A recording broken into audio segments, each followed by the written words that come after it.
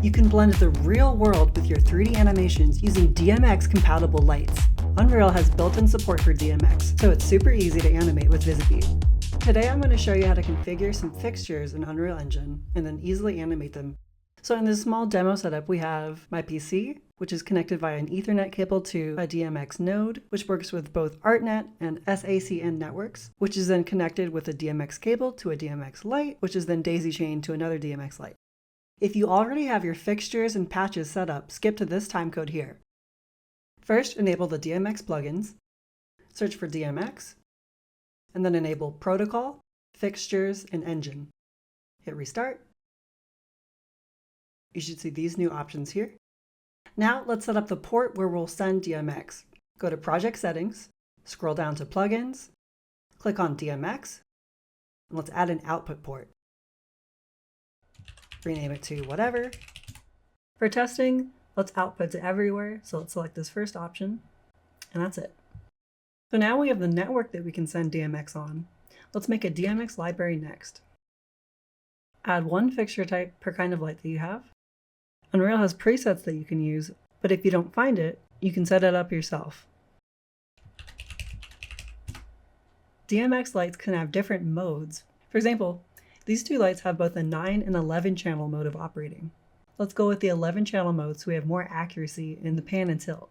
If your light has one mode, just create something default. And here is where we add all of our light inputs. They're called functions. I'm going to follow the manual for this light and configure each of the inputs. In the first channel, we have pan. Note that this is a 16-bit input. Then in channel 3, we have tilt, which is also 16-bit. Then we have color and the gobo, then the strobe, then the master dimmer, then the pan tilt speed, the mode, and finally a reset. Okay, and that is all you need to do to set up your fixture type. I'm gonna hit save.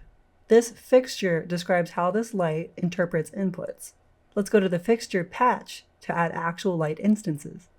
I'm gonna click add fixture. I'm gonna choose my mini gobo light. It's in the 11 channels mode that we created, and I'm gonna add the fixture patch. I'm going to rename this fixture patch to Mini Gobo Left. I'm going to add one more and call it Mini Gobo Right. Now we need to set the address on each of these lights. Our left light is starting at channel 1, and you can see here that the address is set to 1, so that's fine, we don't need to change that. But our one on the right starts on channel 12, so let's go to the light on our right and let's increase the address to 12. Let's hit save. Now we're ready to animate these lights with Vizibeat. Let's go and make a new level. Let's open the motion graph editor, add a new layer, make a new motion graph. Let's drop in the DMX library we created. And now all we need to do is add those two fixture patches we created, the left and the right. Let's make sure it's working by playing around with these values.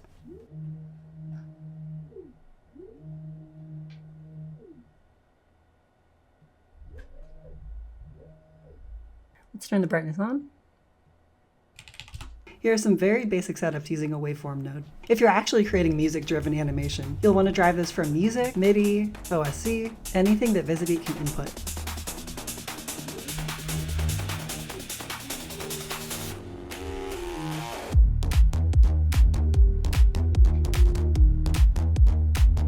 The advantage of animating DMX from Vizibeat is that you can mix virtual and real lights, animating them from the same source with minimal extra setup.